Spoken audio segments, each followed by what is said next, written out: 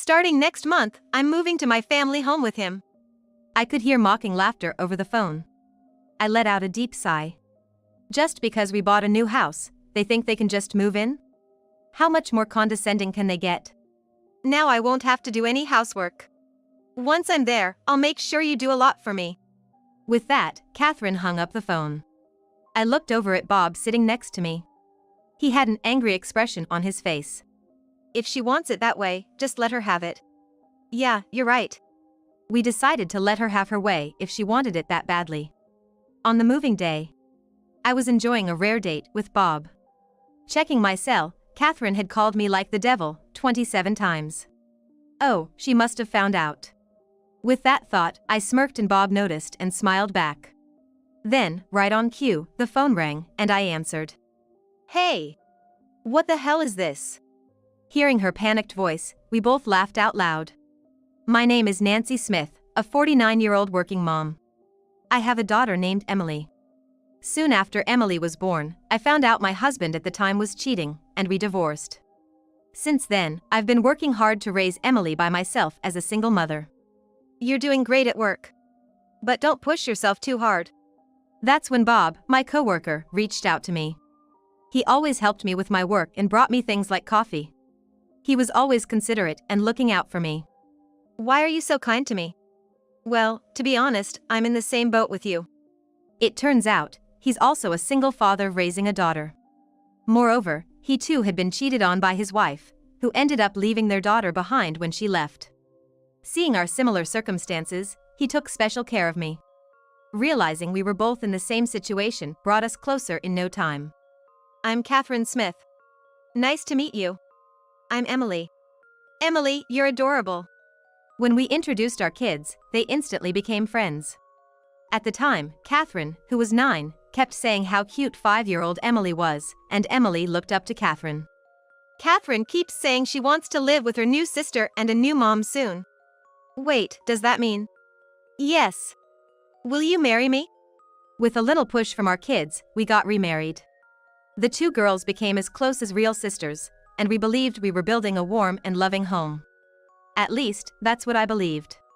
Our family was harmonious at first. However, things started to strain when Catherine entered middle school. The once kind Catherine started to live recklessly. She would hang out without studying. Despite being in middle school, there were times she would come home later than us after work. Catherine! Where have you been? None of your business. No matter how many times we asked or scolded, nothing changed, and she stubbornly refused to tell us where she went. Moreover, she began to blatantly disregard Emily. You'll probably fail your exams and lead a miserable life. After all, you're her daughter. Catherine! What are you saying? To make matters worse, Catherine began stealing Emily's belongings. Among them was a cherished pendant Emily received from my late mother, and I reprimanded Catherine. I just borrowed it. It's probably cheap anyway. Catherine! You, listen! You're not even my real mom. Those words pierced me to the core. Catherine! Enough is enough. Instead of me, Bob reprimanded Catherine. Even after that, Catherine kept on harassing Emily, but Emily seemed unfazed. I have things I want to achieve, so I'm prioritizing my studies right now. I don't let what Catherine does bother me too much. Emily began to have dreams and started to study hard. Being a girl who didn't get too attached to material things, she seemed okay even when Catherine took her belongings. Sure, when the pendant was taken, Emily looked like she was about to cry, but she forgave Catherine once it was returned. That being said, it felt like it was only a matter of time before the two clashed. Bob and I were at a loss, not knowing how to navigate this precarious situation. I wonder if I did something wrong. Even if it's her rebellious phase, did I upset her somehow? No, Nancy, you've done nothing wrong. In fact, I'm grateful to you. You treat Catherine just like you treat Emily. So, don't worry about it. We talked almost every night, but Catherine's attitude remained unchanged. We didn't want to think our remarriage had been too early. We constantly racked our brains, trying to figure out a solution. Unbeknownst to us, our daughter was watching our struggles. Time passed, and while Catherine continued her carefree college life, Emily, now in high school, juggled work and studies, considering her job as another form of education. Although the two sisters were polar opposites, Bob and I treated them equally. I always treated Catherine as my own daughter, but she remained cold towards me.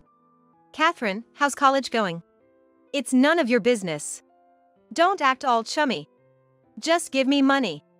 We did allow Catherine to live on her own near her college. But she frequently came home, always demanding money whenever she did. Lately, there were rumors that she was seeing multiple men. What are you doing? One day, I heard Emily shout. Emily, who rarely raised her voice, made me rush over in concern. What happened? There stood Emily, clutching her bank card, and Catherine with an annoyed look. Catherine tried to steal my bank card. Apparently, when Emily came home from her job, Catherine was in Emily's room with a bank card that was supposed to be locked in a drawer. She immediately raised her voice and took back her bank card. That was the earnings Emily had deposited in the bank for her future. The fact that Catherine tried to take such money is what angered Emily and caused her to shout. Catherine, do you realize what you've done? Quit acting like you're my mom. Who do you think you are? A voice I had never heard before, deep and furious. I turned to see Bob, his face red with anger. Get out. Dad. I'll pay for your living expenses and college tuition. But never show your face here again. Upon hearing Bob's words, Catherine left. Afterward, she dropped out of college and disappeared. This incident deeply saddened Bob. I might have been too harsh.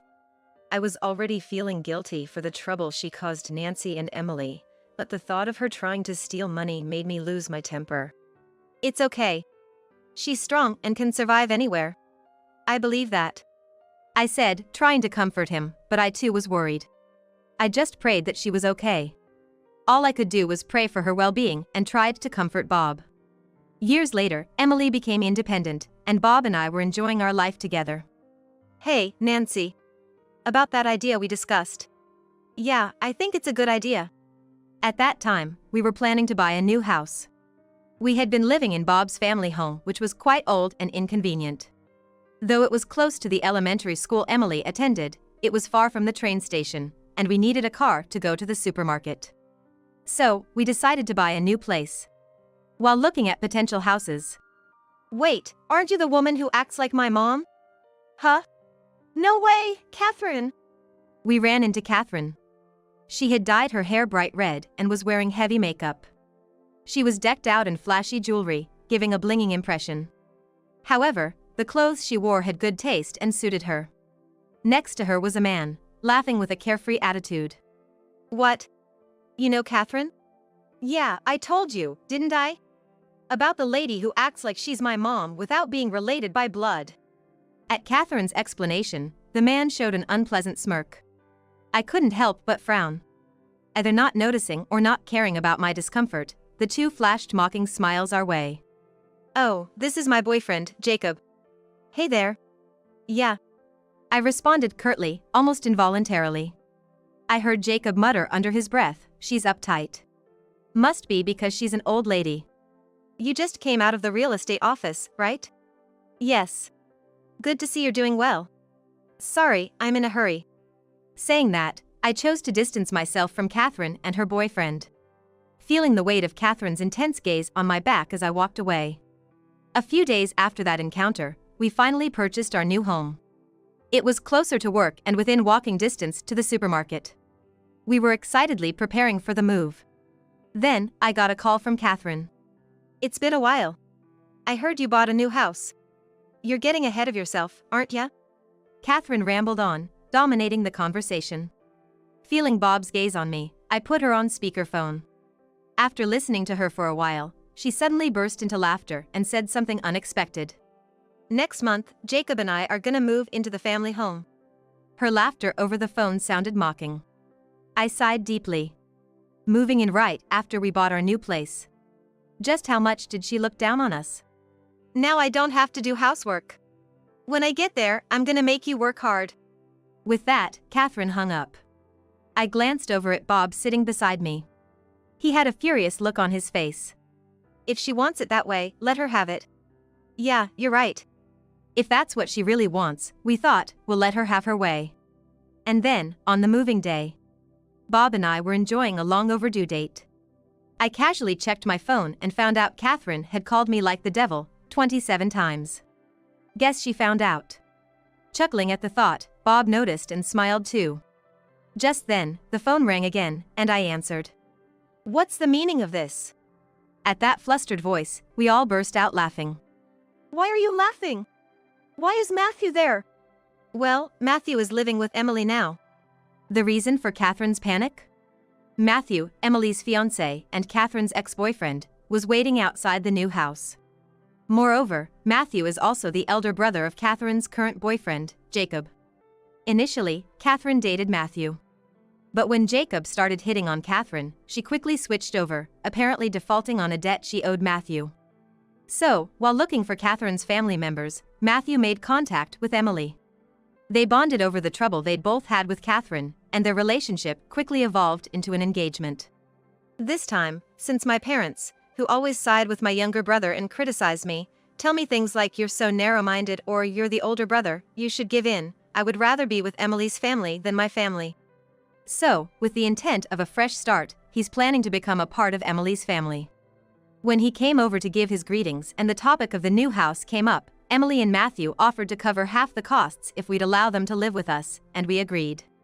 With their financial contribution, we were able to buy a two-family home. Just after that, Catherine called, so we informed Emily and Matthew.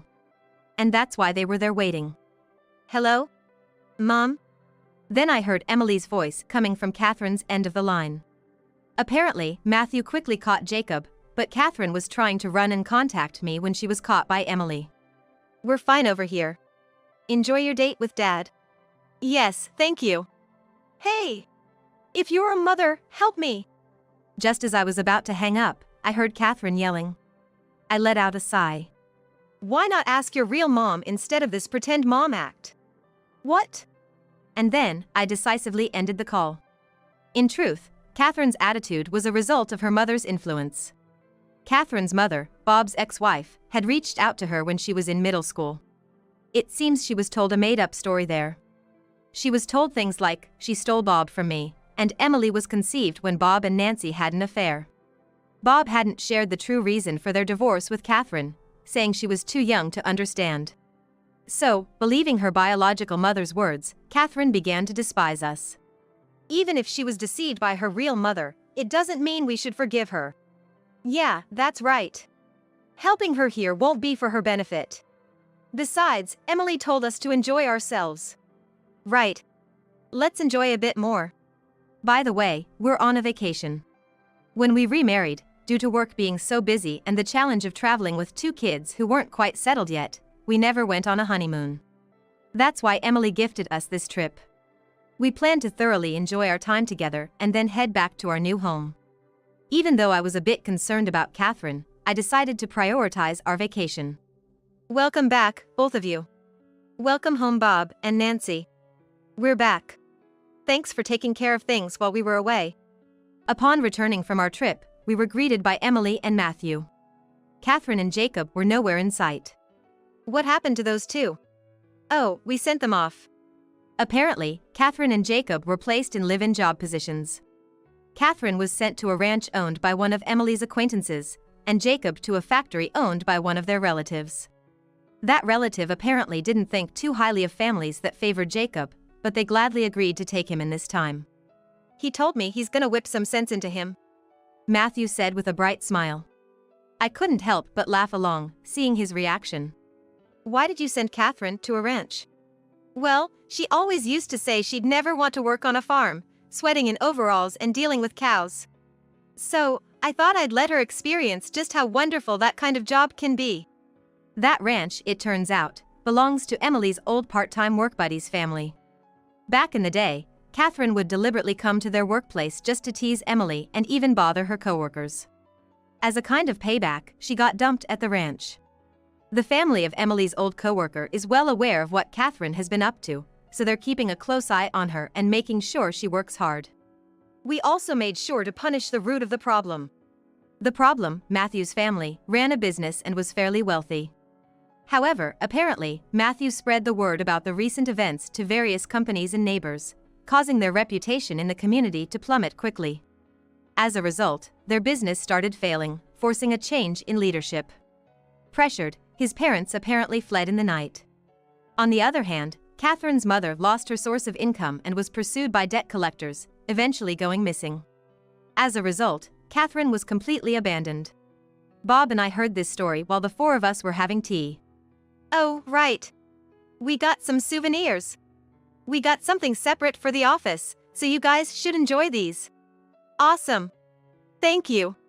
As soon as we brought out the souvenirs, their faces lit up in joy. Seeing their reactions, Bob and I exchanged glances and laughed, thinking how they were becoming quite the pair. How's the business going? It's going well. We're all set to welcome both of you. Actually, right after graduating from college, Emily and Matthew became co-founders and started their own company. Starting a business had been Emily's dream for a long time, and she had been saving up for it. When she began dating Matthew, who also wanted to start a similar company, they decided to venture together. And now, Bob and I have been recruited to start working there next week. I intend to fully utilize all the experience I've gained over the years. A little while after the company settled down, Emily and Matthew decided to get married. Congratulations, Emily. Emily, you look stunning. Thanks, both of you.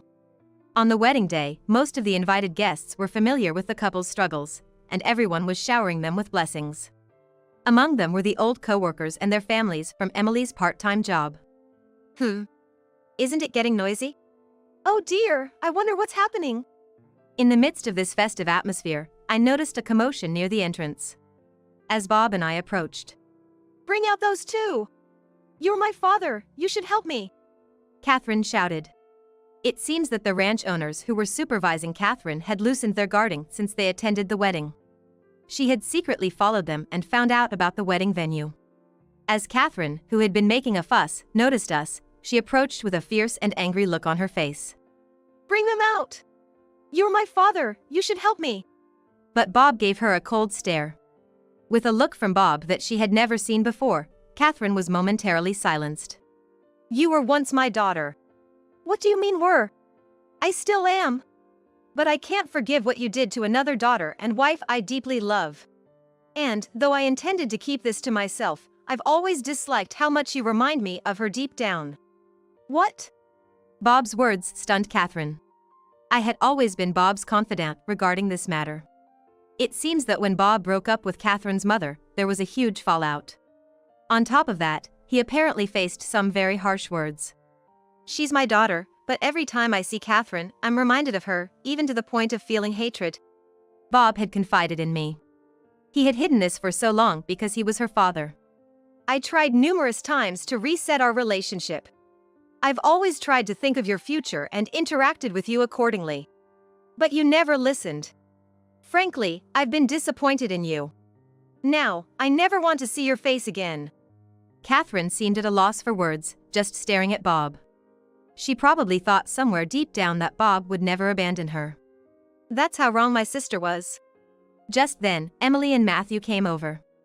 Catherine shot them a dirty look, but Emily and Matthew seemed completely unfazed. We ignored what you did to us for a while because it wasn't worth our time, but honestly, you were so annoying. And after you caused trouble at our part-time job, we decided we're not gonna let it slide anymore. I feel the same way. Even if my parents pushed us to date, I was hurt when I was betrayed. Thanks to that, I met Emily.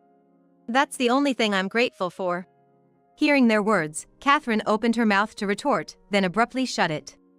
Under normal circumstances, she might have had some complaints. But the rejection from Bob must have deeply affected her. She seemed to be struggling to find words. Let's go back, everyone. We really want you all to join the celebration. As if Catherine was never there, they moved on with cheerful faces, leading the way back to the venue. Before I followed Bob's lead to return, I turned back to look at Catherine. I truly loved you as a daughter. But it's impossible now. After saying that, Bob and I left the scene. Later on, Catherine was escorted out by the security guards. Do you think I was too harsh? Bob asked. Not at all. Parents are human too, I reassured. Right. Now, let's celebrate Emily and Matthew's marriage? Bob nodded in agreement. And then, to celebrate Emily and Matthew's wedding, we walked forward with our heads held high.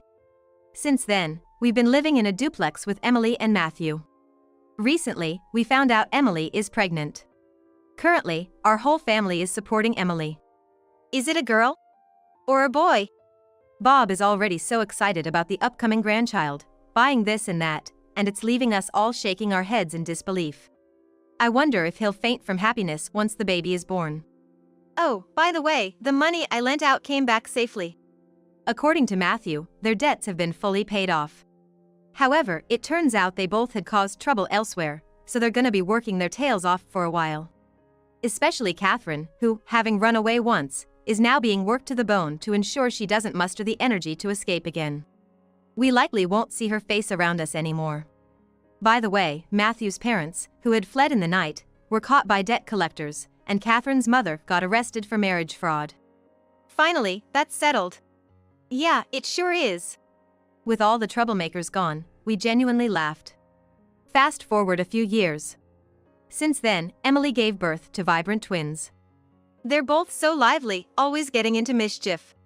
Then, how about we take them to an amusement park next time? They'd love that. While Bob played with the twins, we planned the outing. Our relationship with the couple remains cordial. We believe we're maintaining a perfect distance without being too intrusive.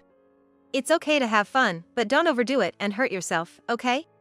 I'll be fine, don't worry. If you wear yourself out, you can stay at home by yourself, Dad. Oh, give me a break, Bob exclaimed, making everyone laugh. The twins keep us on our toes daily, and it's a whirlwind. But being kept on our toes like this doesn't bother me at all. If she had been a bit more attentive to those around her, maybe she could have joined us in this happiness. Nancy, promise you'll always be with me. Of course, I will. Let's all continue to live in harmony as a family. Of course, we won't be a burden just because we're family and we'll always listen to each other.